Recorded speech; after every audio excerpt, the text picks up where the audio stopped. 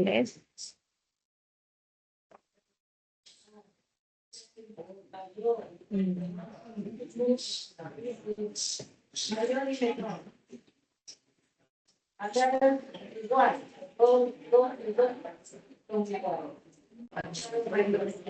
Chicos, un ratito, espérenme. Esperen.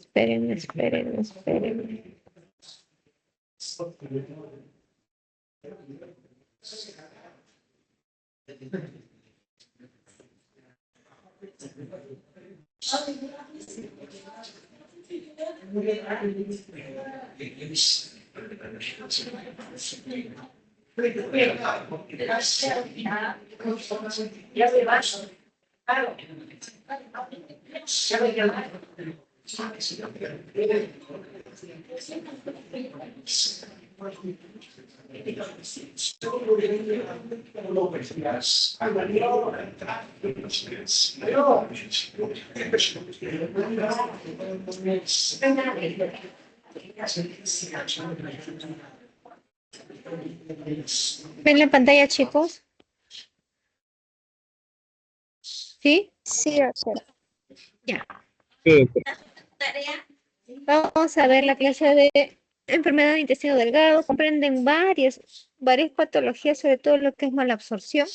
En lo que es malabsorción, nosotros vamos a tener que investigar cuál es la causa para poder inmediatamente darle tratamiento. La mayoría de ellas es simplemente retirar lo que causa la patología, ¿no?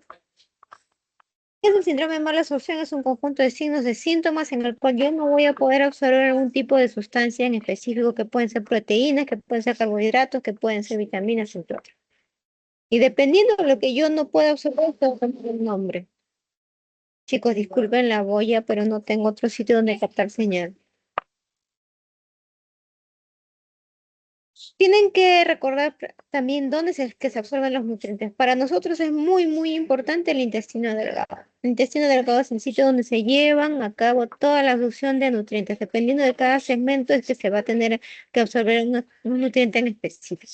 Por ejemplo, en el intestino delgado proximal se van a absorber lo que son carbohidratos, lo que son fetos y lo que es hierro. Por eso, cuando hay una parasitosis, como por ejemplo la diarrea, por ejemplo, que le gusta fincarse mucho en el duodeno, es que va a haber mala absorción, van a tener anemia, ¿no? En el intestino delgado medio, lo que más van a absorber es calcio. En el distal se va a ver lo que es absorber tanto vitamina D como los ácidos biliares, que es muy importante para evitar la anemia, para mejorar la digestión de todo lo que es las grasas. Y fíjense ustedes que el síndrome de mala absorción abarca todo lo que ustedes están viendo ahí. Desde parasitosis, desde gastrectomía, desde cirugías de bypass gástrico que están muy de moda ahora, todo lo que sean las neoplasias, los pacientes que son cirróticos, todo eso es una amplia gama de enfermedades que constituyen lo que es el síndrome de mala absorción. Dependiendo de lo que yo no pueda absorber, voy a tener un signo o un síntoma. Si yo no puedo absorber las grasas, se va a producir estatorrea. Si yo no puedo absorber proteínas, voy a tener edema en guantes, sobre todo. Si yo no puedo absorber lo que es el hierro, va a haber anemia ferropénica, puede haber gastritis. Si yo no puedo absorber las vitaminas del complejo B, sobre todo las de B1 y B6, que tienen que ver mucho con lo que es la transmisión neurológica, va a haber neuropatía periférica. Y el tratamiento es, dependiendo de lo que yo encuentre, es lo que yo voy a dar el tratamiento. Vamos a pasar específicamente a la enfermedad celíaca. ¿Qué es la enfermedad celíaca? Es cuando yo no puedo absorber el gluten, ¿no? ¿Y qué es lo que produce como consecuencia? Que todo mi intestino se atrofie, que todas mis microbiologías se atrofien. ¿Quiénes producen el gluten? Están desde el gluten es una forma de una proteína que se llama prolamina, que son muy parecidas al gluten, ¿no? El trigo específicamente es el gluten. En la cebada, la ordeína. En el centeno, la secalina. Y en la avena, la avenina. ¿Y todos estos pueden hacer reacción cruzada? Sí. Recuerden que la enfermedad celíaca no está mediada por ningún tipo de alergia, no es una enfermedad mediada por lo que es la inmunoglobulina E. El gluten en realidad no es una proteína de gran valor biológico, no nutre absolutamente para nada, pero sí la industria panificadora y la industria alimenticia la ha usado mucho para ligar, para hacer que todas las fórmulas que ellos usan sean más espesas, o sea, estén más cohesionadas. Para eso lo aplica la industria alimenticia. ¿Hay factores de riesgo que me van a condicionar que tenga per se más riesgo de hacer enfermedad celíaca? Sí, lo que ustedes están viendo. que tenga un antecedente, algún familiar con antecedente en primer grado de enfermedad celíaca, que tenga un síndrome de Down, algunos pacientes que tengan algunas enfermedades autoinmunes, como la diabetes mellitus, la tiroides autoinmune, la hepatitis autoinmune. Entonces, eso me puede condicionar en cierta medida a ser propenso a adquirir lo que es la enfermedad celíaca. Los trastornos del gluten se dividen en varios aspectos. El que cuando estamos viendo nosotros es la enfermedad celíaca, hay sensibilidad al gluten que no llega a ser enfermedad celíaca, que somos la mayoría de pacientes, que somos la mayoría de personas. Y la alergia al trigo, que es muy poco frecuente. La enfermedad celíaca, que lo que ustedes están viendo, el paciente va a tener finalmente siempre dolor abdominal, diarrea, va a tener algún déficit en los cromosomas, en el HLA de Q2 y en el de Q8, mientras que la sensibilidad del gluten, estos pacientes pocamente se van a confundir como una dispepsia, ¿no? Malestar general después de comer, distensión abdominal, epigastralgia, y estos pacientes siempre les suelen relacionar, en algunos casos, en la mayoría de los casos, con la ingesta de pan. Ustedes le retiran el pan y el paciente mejor. Son síntomas bastante específicos. Eso significa sensibilidad al gluten sin necesidad de llegar a ser celíaco. Y en la alergia del trigo es propiamente pues cuando ya hay una reacción adversa severa, ¿no? Que puede llegar incluso hasta la muerte con la anafilaxia. Estas son las prolaminas. Dentro de las prolaminas está la gluteína, el gluten, que es lo que se va a unir a la proteína presentadora de antígenos, que al unirse con el CD4 produce una reacción catastrófica, ¿no? Una reacción inmunológica, atrofia de vellosidades y por lo tanto todos los manifiestos que ustedes están viendo en la enfermedad. Suele verse muy frecuente en los niños de menores de 2 años porque tienen alteración en el crecimiento, donde más se suele, el otro pico donde suele verse es entre los 30 y los 50 años, es más frecuente en mujeres y sí, se dice que está infradiagnosticada en la mayoría de los casos. Como ustedes están viendo, la clasificación es la sintomática propiamente la que ustedes conocen, en la cual ustedes van a encontrar todo, absolutamente desde anticuerpos, lo van a leer histológicamente, el test genético va a ser positivo. La enfermedad sintomática quiere decir que no va a haber absolutamente nada de lo que ustedes están pensando en buscar. Lo que sí van a encontrar son anticuerpos. eh, el test genético en algunas veces también se puede encontrar y también se puede hacer histología y básicamente lo van a sospechar en aquellos pacientes que tengan algún antecedente o en algún chequeo por algún otro motivo. ¿No? Y la enfermedad latente es a aquellos en los que el test genético está presente y puede no estar presente en la sintomatología con serología positiva. Un ratito. El cuadro clínico, lo más frecuente es que ustedes encuentren diarrea, característica, baja de crecimiento, baja de talla, retraso en el crecimiento. La forma clásica, dolor abdominal, reflujo, estreñimiento y la no clásica en niños, talla baja. Tienen mucho problema con el esmalte dentario, es algo muy clínico que suelen ver pediatras. ¿No? En la forma silente, básicamente van a estar completamente asintomáticos. Por algún otro tipo de motivo, ustedes le realizan una colonoscopia, ingresan a la parte distal y van a encontrar atrofia de vellosidades. Y en la forma latente, siempre van a encontrar una biopsia de yeyuno normal y que en algunos casos puede estar incrementado los linfocitos intraepiteliales en la muestra y por lo tanto ustedes van a tener que hacer seguimiento en el tiempo. Sí. El diagnóstico por lo menos tiene que cumplir cuatro de lo que ustedes están viendo. El clínico, que tenga diarrea, que tenga baja de peso, que no pueda crecer adecuadamente. En sangre pues, tienen que encontrar anticuerpos inmunoglobulina A o inmunoglobulina G elevados, antigliadina, antiendomicio y antitransglutaminasa.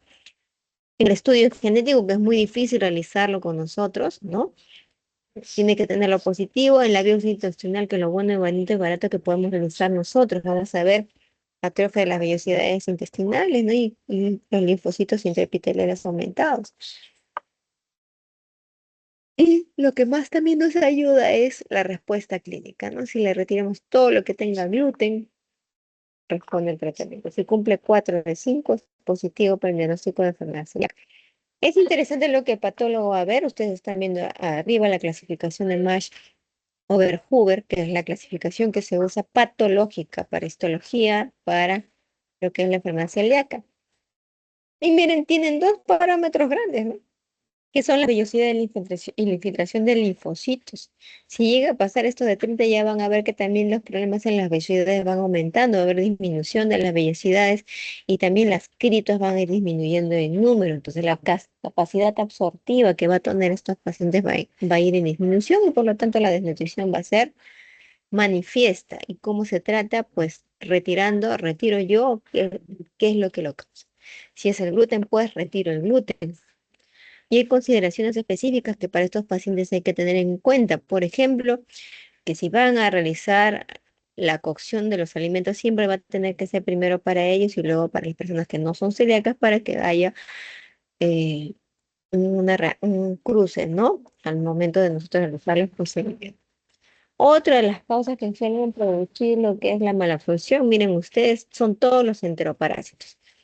Y todos quienes los transmiten son los perros, los gatos y las palomas, señoras. Por lo tanto, la malabsorción puede ir aumentando. La predisposición a tener enteroparasitosis va a ir aumentando. Miren, la yardia está en perros y gatos, los ascaris están en perros y gatos, el criptosporidio está en perros y gatos, las tenias están en perros y gatos, la salmonela perros, gatos, palomas, el equinococo básicamente en perros, la toxocara canis o de gato también en perros y gatos y el histoplasma va a estar en palomas. Por lo tanto, señores, mucho cuidado con esas corrientes del animalismo, hay que tener mucho cuidado con los animales, limpieza y educación sobre todo, ¿no?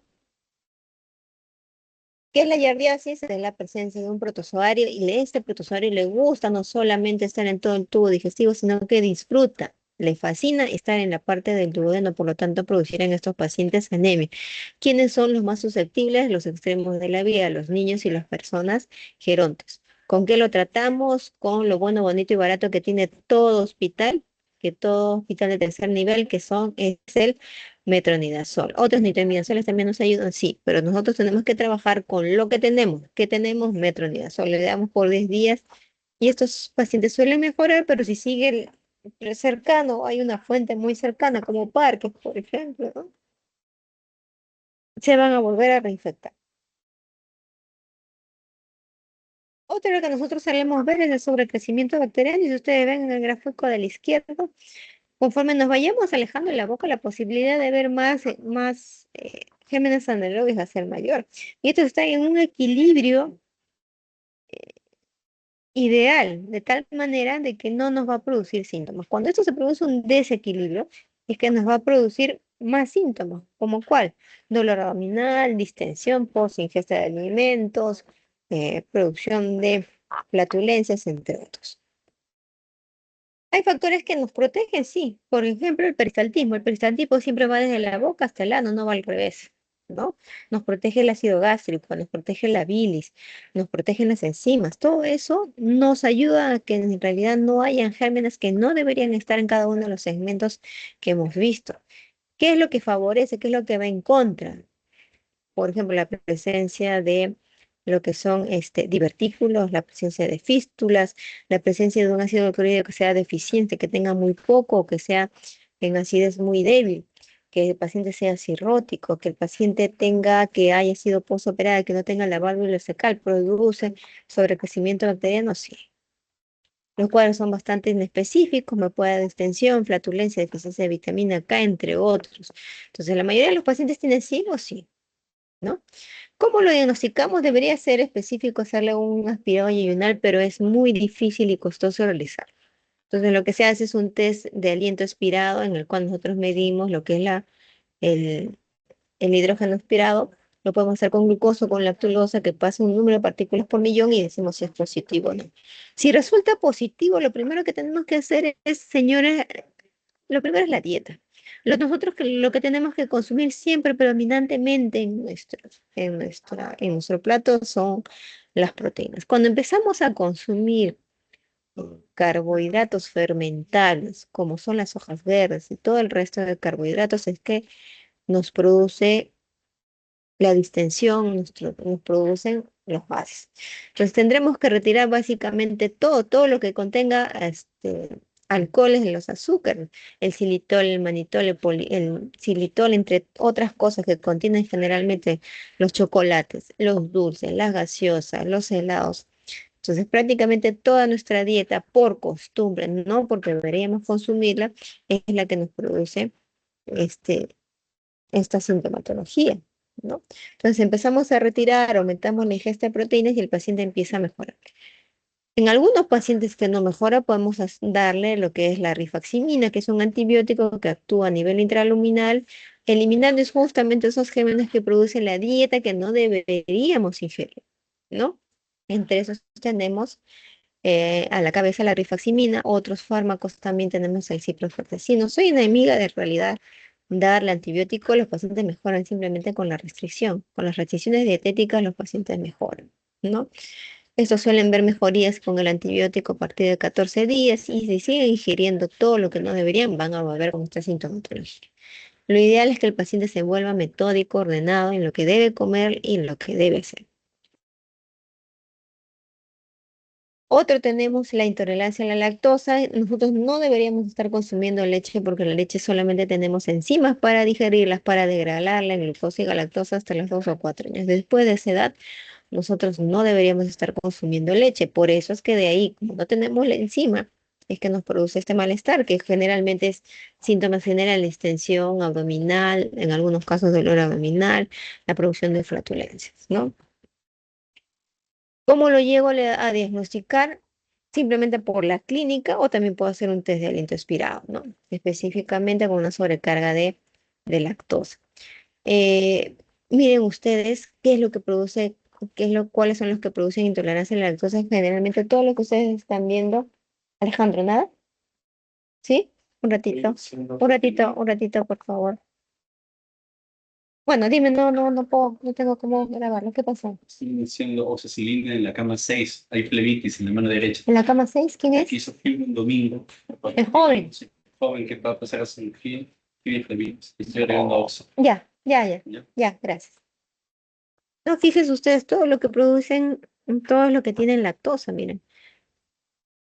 Eh, las cremas, todo lo que sean las salsas, todos lo tienen los helados, tienen el chocolate, tienen todos los pasteles, tienen todo. Entonces, ¿cómo le dicen ustedes a un paciente que deje de tomar leche, que deje de consumir todos sus productos favoritos? Es bastante difícil, pero tienen que hacer que ese paciente sea metódico, sea disciplinado para que realmente pueda dejar de hacer sintomatología al consumir leche o sus derivados.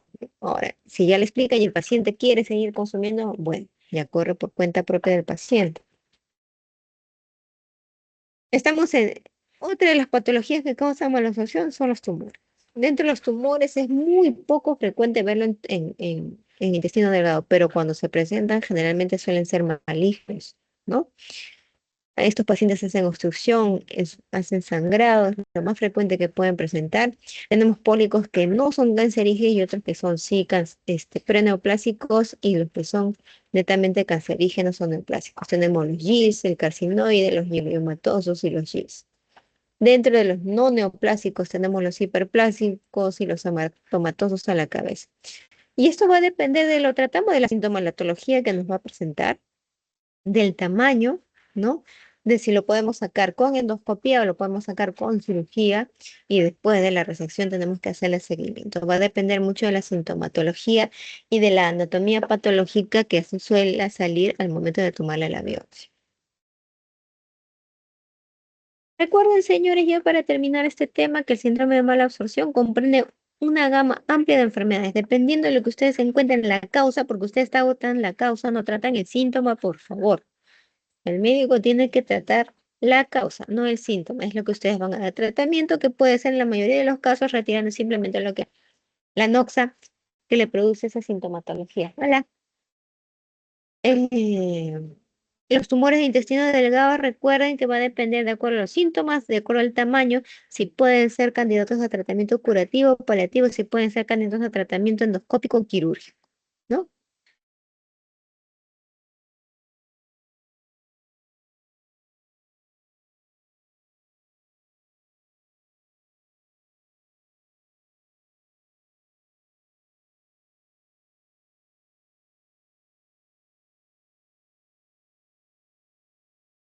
Señores, pasamos a la otra clase, ¿le parece?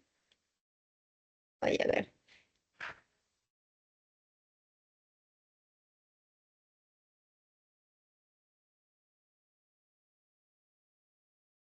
Voy a compartir acá. ¿Ven la pantalla, señores? Sí se ve. ¿Dónde está mi clase?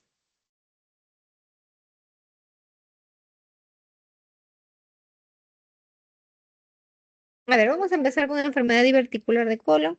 Es un tema bastante común que ustedes van a ver, sobre todo en las guardias, pero con las formas complicadas de enfermedad diverticular, ¿no?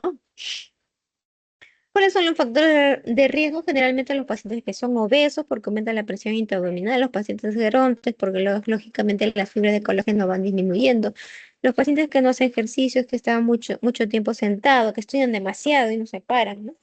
Tienen que empezar a hacer ejercicio y la dieta baja en fibras. Miren, esto es lo que nosotros antes sabíamos, ¿no? Y ahora se ha aumentado la enfermedad. Ay, no tengo cursor, ¿no? Bueno, antes existía lo que es la diverticulosis y la enfermedad diverticular de Crohn.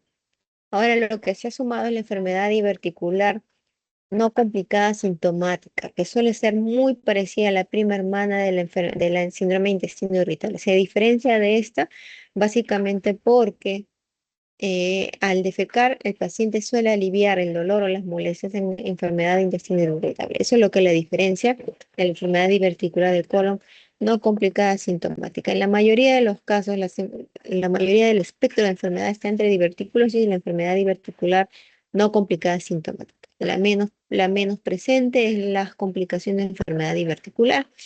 Acá ustedes están viendo una diferencia entre enfermedad diverticular no complicada sintomática versus lo que es el intestino irritable, que básicamente es que alivia sintomatología con la deposición del intestino irritable y la enfermedad diverticular no complicada sintomática no, ¿no? Eso es lo básico.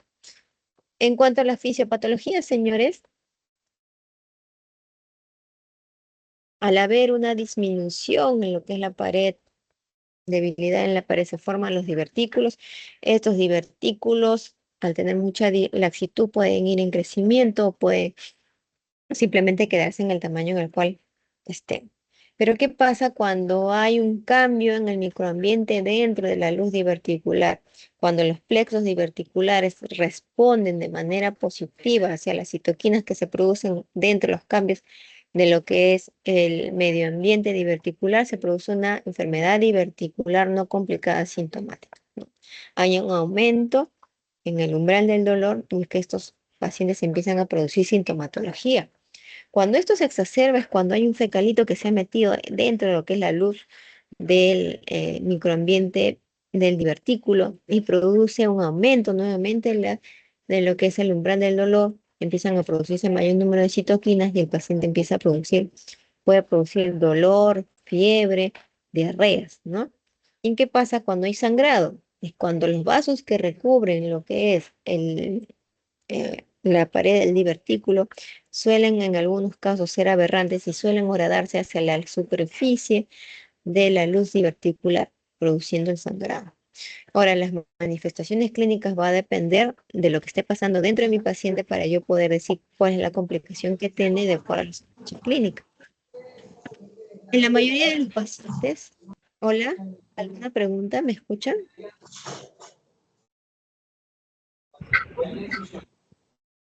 René, ya, Sí se le escucha. ya.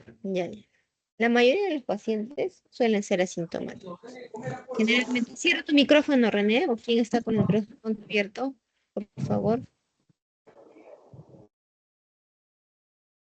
Ya. Suele presentarse a mayor edad, ¿no? Cuando están en el periodo de la senectud, suele verse más ligeramente más frecuente en mujeres que en varones. Hola, señorita, ¿puede cerrar su micrófono? Alguien avísele a su compañera. Ya, gracias. Donde le gusta estar más a la enfermedad diverticular es en todo el parte izquierda predominio de sismoides. Ahí donde le gusta estar. En los asiáticos se ha visto que hay un cierto predominio en la parte derecha y eso básicamente por la dieta que ellos ingieren. La clínica es lo que yo les decía. Los pacientes que tienen divertículos generalmente son asintomáticos, lo descubrimos en un examen por screening. Pero si hay sangrado, estaremos frente a algún, y tiene un paciente divertículo, estaremos frente a una enfermedad diverticular, ¿no? Específicamente una hemorragia por divertículos. Si el paciente tiene antecedente de divertículos, si tiene una tumoración que es palpable, fiebre, ¿no? Entonces, y en una tomografía le pido y veo una imagen comparativa con un acceso, es un absceso. Si un paciente tiene un antecedente de diverticulosis y viene con un abdomen en tabla, probablemente sea perforado. Entonces, dependiendo de la sintomatología que estos manifiestan, es que yo voy a decir qué tipo de enfermedad es la que tiene.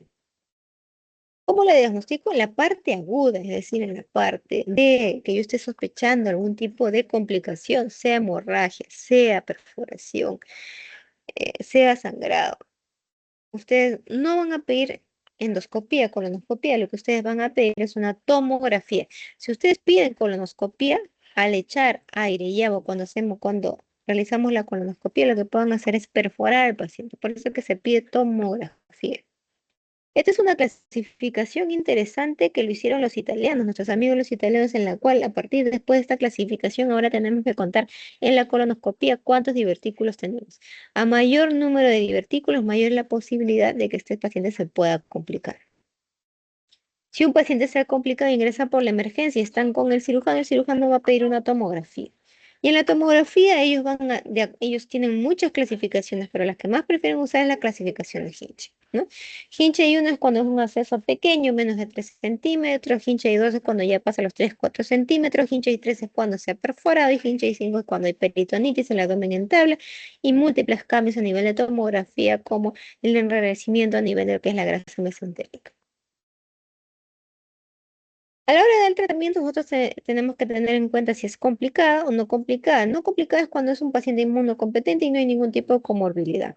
Entonces, la vamos a dividir que sea de bajo riesgo o de alto riesgo. Bajo riesgo, básicamente, tomando en cuenta si hay la presencia o no de leucocitos, si hay PCR y si no hay fiebre.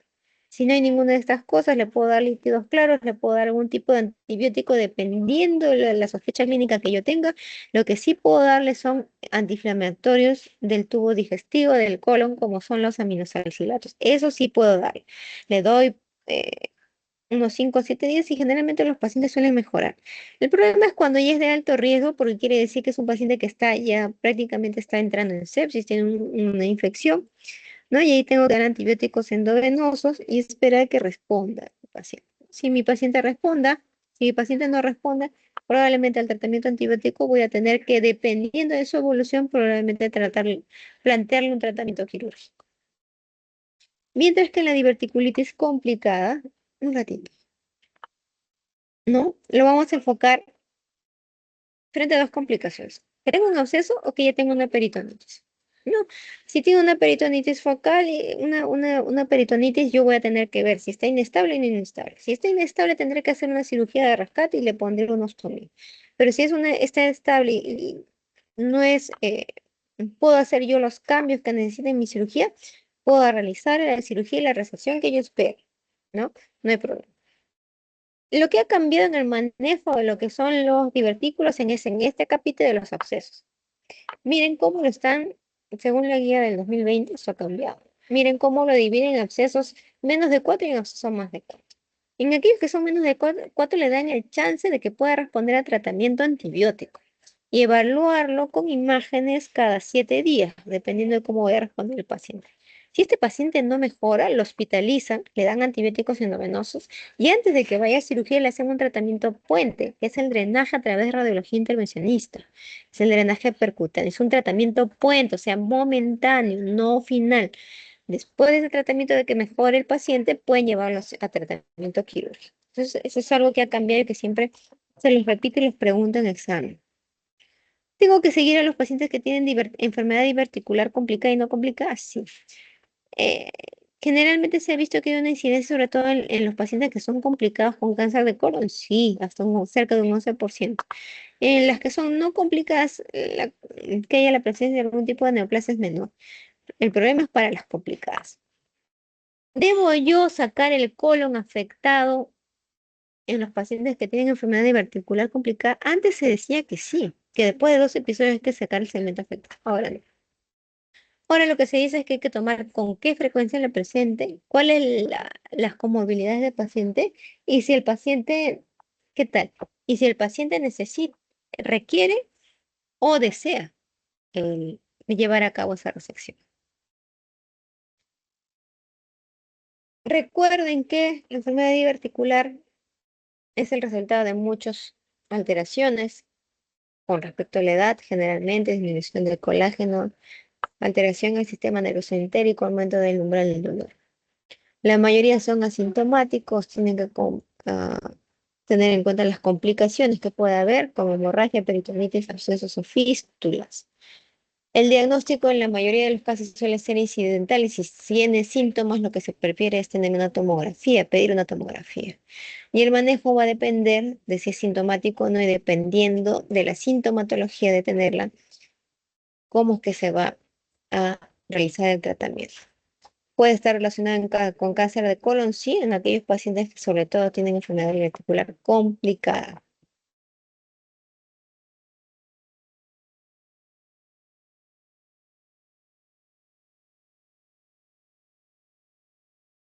Un ratito, señores, me falta un minuto.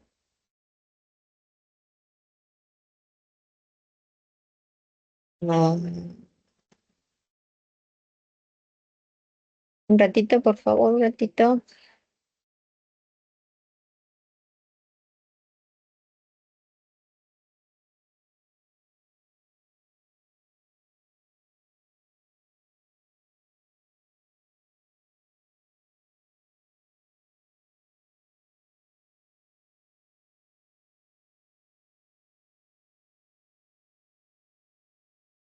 ¿Ven la pantalla, señores?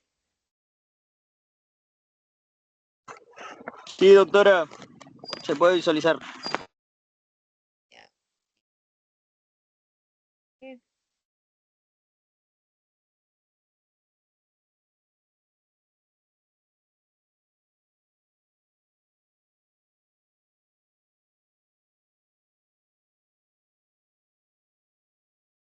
Ya, ahora sí lo ven, ¿no, señores?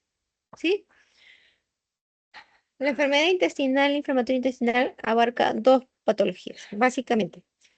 La colitis ulcerativa y la prima hermana de la tuberculosis, que es la enfermedad de Crohn. En realidad la etiología no está de todo estudiada y se dice que puede haber predisposición genética tras la exposición a una NOx, es decir, que hayan tenido un proceso infeccioso, o por una epigenética, dependiendo de lo que ustedes hayan sido expuestos a lo largo de toda su vida. Donde más hay, miren ustedes todo lo que está de rojo, América del Norte, Australia y los países nórdicos, ¿no? Entonces, por lo tanto, en los países nórdicos yo sospecharía en un paciente que tiene diarrea y sangrado de una enfermedad inflamatoria intestinal, a diferencia de un paciente que está en Perú, ¿no? Que yo pensaré que es una parasitosis, una tuberculosis. La colitis ulcerativa, señores, miren, completamente inespecífico, puede ser bacteriano, puede ser por protozoarios, puede ser por cualquier otra patología. Diarrea, dolor abdominal, sangrado y fiebre. ¿Dónde le gusta estar la colitis ulcerativa? Generalmente en la parte izquierda, en la parte descendente, muy poco frecuente, se presenta en todo el colon, eso generalmente suele ser masiva, de mal pronóstico. La enfermedad inflamatoria, la colitis ulcerativa suele ser crónica intermitente, es decir, un tiempo está con manifestaciones con sintomatología y otro no, y eso es oscilante, ¿no? Miren que el diagnóstico es una suma de todo, examen clínico, de auxiliares endoscópicos, histológicos, y dentro de los serológicos, uno de los que más hay es el pH, ¿no?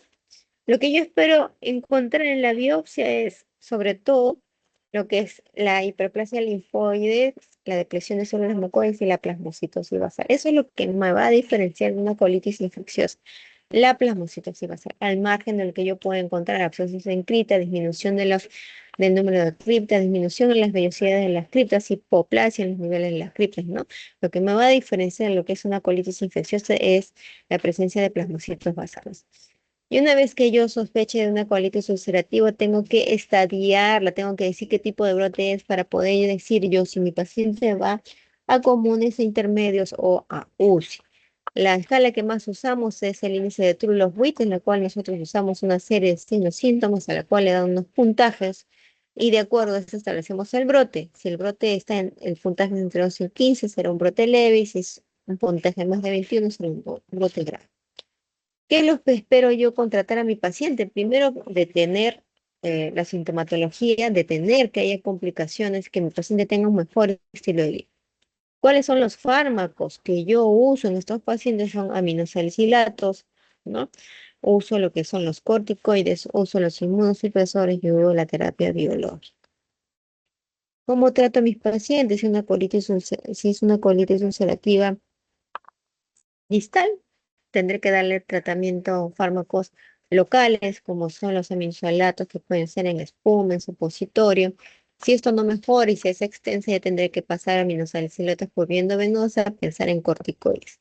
Y si aún así mi paciente no mejora, tendré que pasarlo ya a UCI y darle lo que son los inmunosupresores como ciclosporina o aciatropina, y si no mejora rápidamente con lo que es el infliximab.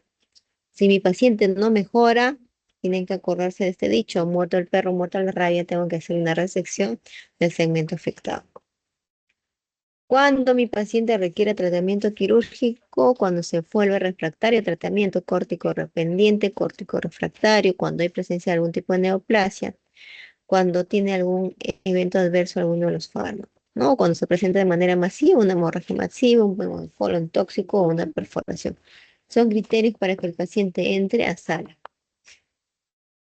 Pasamos a lo que es la enfermedad de Crohn, que es la prima hermana de la tuberculosis. En la mayoría de síntomas va a haber dolor abdominal, va a haber diarrea, va a haber pérdida de peso, todos síntomas bastante inespecíficos, puede simular una tuberculosis. ¿Dónde le gusta estar? ¿Qué segmento le gusta abarcar? Tan igual como la tuberculosis, la válvula ileocecal, el intestino delgado distal, el colon. Luego le sigue lo que es intestino delgado y prácticamente el proximal, y el estómago y el duodeno en ese orden. A estos pacientes, esta enfermedad lo que le gusta es fistulizar, muy parecido, fístulas de estenosis, muy parecido ¿a qué? A la tuberculosis. ¿Cómo se diagnostica? Haciendo una suma de varias cosas de lo que encontremos: examen clínico, exámenes auxiliares, exámenes endoscópicos, histología, y pidiendo un examen de sangre que es el ASP. En la histología lo que yo más voy a encontrar es característico que afecta los tres segmentos de la pared, mucosa, submucosa y serosa, y lo que voy a encontrar es aumento de lo que es la presencia de granulomas no caseosos, ¿no? Eso es lo que lo diferencia de la tuberculosis, que en la tuberculosis son caseosos. ¿Cuáles son las complicaciones? ¿Puede haber estenosis? Sí. ¿Puede haber abscesos? Sí. ¿Puede haber fístulas? Sí. Muy parecido, muy igual a lo que es la tuberculosis. Prima hermana, casi gemela, casi melliza la tuberculosis, ¿no? Una vez que lo haya sospechado, diagnosticado, tengo que establecer qué tipo de brote es. Ustedes están viendo una escala en la cual tengo signos y síntomas, lo que lo voy a multiplicar por un factor. Siendo que si me sale más de 350 severa y 300, entre 150 y 250 una leve. El tratamiento acá es bastante complejo, se suele empezar en la mayoría de los casos, de acuerdo a la gravedad, con los biológicos, seguir desescalando, ¿no? La presentación, igual que la tuberculosis en la válvula sacal, en colon y a nivel perianal, empiezan con lo que son corticoides, pasan a lo que es si no responde a corticoides y finalmente terminan rápidamente en un avance de evitar complicaciones con los que son los biológicos. En la parte de lo que es perianal, no solamente se suma todo lo que les he mencionado, sino que como hay presencia de abscesos, tienen que ser drenados, tienen que haber una cura quirúrgica. En la enfermedad perianal, esa es una de las complicaciones, presentan abscesos, macroabscesos, cuales tienen que ser drenados. Recuerden que todo absceso que es diagnosticado tiene que ser drenado. El absceso es como es pus dentro. Si no se cubre esa pus, si no se saca esa pus, la salud del paciente puede verse aminorada. ¿Cómo trato al paciente cuando va al tratamiento quirúrgico? Cuando hay complicaciones como una hemorragia, un sangrado, una colobstrucción. Y lógicamente, como estos pacientes fistulizan, tengo que tratar las fístulas. Eso es un problema muy difícil de tratar a los pacientes realmente. ¿Hay manifestaciones extraintestinales? Sí. Como ustedes están viendo, el colangiocarcinoma, la hepatitis autoinmune, la colangitis esclerosante son enfermedades asociadas a estos pacientes. Recuerden que la enfermedad inflamatoria intestinal comprende colitis ulcerativa, enfermedad de Crohn, va a depender del segmento que afecta. Si afecta solo colon es colitis ulcerativa y si afecta otros segmentos puede ser enfermedad de Crohn. El diagnóstico es una suma de todo, no hay nada patognomónico, señores. El tratamiento va a depender de acuerdo al estado clínico del paciente y las armas dentro del fármaco que yo pueda tener. Recuerden que yo trabajo con lo que mi centro de salud me da. El tratamiento quirúrgico va a depender de la presentación y la severidad del caso y en la histopatología lo que encontramos generalmente en colitis ulcerativa es mucosa y su mucosa son los que más suelen dañarse y en lo que es la enfermedad de Crohn es transmural, coge mucosa, submucosa serosa y la presencia de granulomas no caso.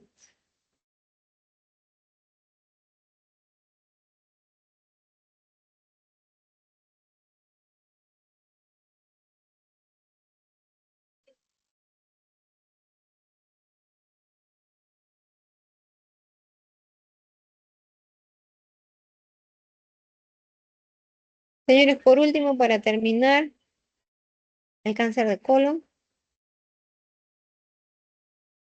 El cáncer de colon es una enfermedad que afecta mundialmente, que tiene muchos factores de riesgos.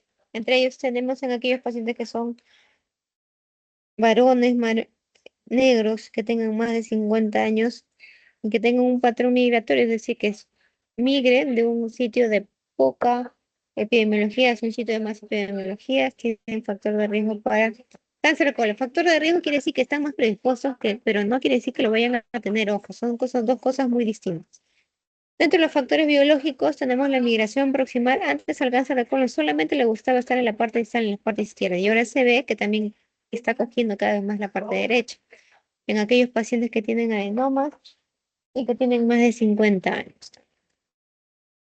Dentro de los factores ambientales, recuerden, todos aquellos que nos produzcan una anoxia constante, como la obesidad, el sedentarismo, siempre va a producir cambios a nivel de los epitelios. En este caso va a ser a nivel de epitelio colónico. El consumo de sustancias tóxicas, nocivas, como el alcohol y el tabaco también. ¿Qué es lo que nos protege? Comer frutas, verduras, el café, una taza de café siempre ayuda. Es un antioxidante muy, muy potente, muy poderoso que nos ayuda prácticamente para una innumerable serie de enfermedades, ¿no? Dentro de la patogénesis, la más común, que generalmente suelen ser por cáncer, que no son hereditarios, esporádicos, es la vía mutadora. Hay una nueva vía, que es la vía cerrada, en la cual hay una hipermetilación de las islas citocinas guaninas, ¿no? Nueva entre comillas, ¿no? Porque se ha descubierto a partir de 1990. Lo que ustedes están viendo es cómo se establece, ¿no? Lo primero que ustedes están viendo en la parte izquierda es un epitelio normal, que luego, por presencia de focos aberrantes de criptas. Ay, por el amor de Dios. Un ratito.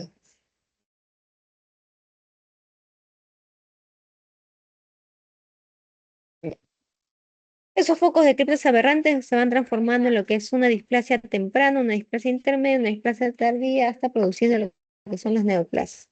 Cuando ya hay metástasis, porque esto ha pasado más de 10 años. Este es un cuadro, señores, por favor, para que se lo memoricen, que siempre preguntan en examen. Céntrense en la parte donde dice neoplásico. Los neoplásicos me interesa que es ver si son adenomas. De estos adenomas lo que me importa es ver la histología y el tamaño. Dentro de la histología, mira, hay tubulares, vellosos y tubulosos, siendo los más peligrosos pero menos frecuentes los tubulovellosos. Y a mayor tamaño, mayor predisposición que haya displasia de mayor grado y por lo tanto presencia de neoplasia intramucosa. Eso hay que tener mucho cuidado. Dentro de lo que es la histopatología, esto básicamente suelen ser adenocarcinomas y después entre un 15 y 10% pueden ser carcinoides, pueden ser GIST, pueden ser metástasis. ¿Dónde le gusta estar más al cáncer de colon? En hígado, ¿no? Por lo tanto, cuando yo quiera ver lo que es estadiaje, voy a tener que pedir una TENTA para ver hígado, donde más le gusta estar luego es pulmón, luego es hueso y luego cerebro, ¿no? En ese orden. ¿Cuál es el cuadro clínico? Cuando es un cáncer de colon temprano, no hay mayor síntoma, simplemente lo diagnosticamos a través de un screening, de un chequeo. Y cuando ya se ha avanzado, hay baja de peso, hay sangrado, hay estreñimiento, también puede causar con diarrea, ¿no?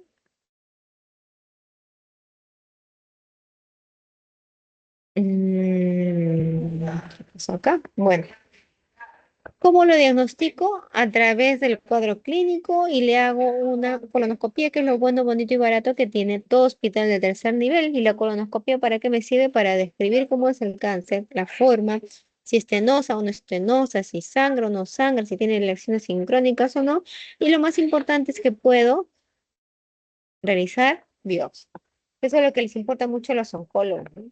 El oncólogo luego vendrá y tratará de estadiar al paciente, ¿no? Como lo estadia a través del sistema TNM, T de tumor, N de ganglios y M de metástasis, ¿no? Siendo que el tumor TN, el estadio clínico 1 es el que tiene mayor chance curativa, ¿no? Y el estadio clínico 4 es el que tiene menor chance curativa.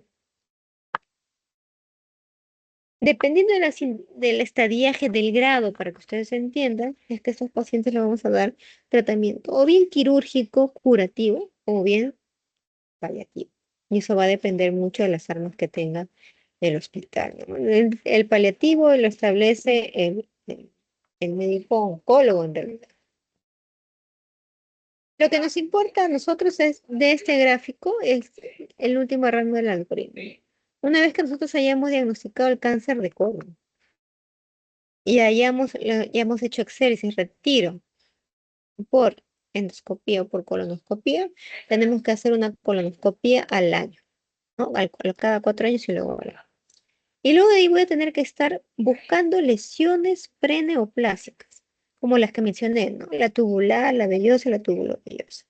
Entonces yo realizo la colonoscopía y dependiendo de lo que encuentre es que voy a mandar a mayor o menor tiempo para vigilancia endoscópica. Si yo tengo en 2 colonoscopías que no hay ningún tipo de lesión que requiera vigilancia, lo mando a la vigilancia de cada 10 años. Pero si yo después de 2 colonoscopías que realizo cada 5 años, encuentro lesiones que sean preneoplásicas que necesiten vigilancia, tendré que hacer otra, en el afán de tratar de buscar si hay algún otro tipo de lesión preneoplásica, tubular, vellosa o tubulo vellosa. Si después de realizar otra colonoscopia, después de 5 años, veo que no hay ningún tipo de lesión, entonces este paciente se va a un screening poblacional, es decir, cada 10 años. Recuerden, señores, que el cáncer de colon es uno de los cánceres más prevalentes, no solamente a nivel nacional, sino mundial. Los factores de riesgo son todos los que hemos visto: sexo, raza, antecedentes familiares. Las lesiones neoplásicas, generalmente los adenomas, pueden evolucionar de acuerdo a su histología y a tamaño en lesiones que pueden ser potencialmente mucho mayor malignas que un adenoma, ¿no? Siempre deben tener en cuenta el tamaño y el tipo histológico. La colonoscopia es la herramienta con la cual nosotros podemos diagnosticar de manera muy fácil y sencilla. El estadiaje TNM va a depender de acuerdo al estadiaje, es que el paciente va a ser candidato a un tratamiento. Eso lo establece el oncólogo, ¿no? Y la vigilancia post resección, sea quirúrgico o endoscópica, generalmente tiene que ser frecuente de acuerdo a los algoritmos que hemos visto para evitar recidivas.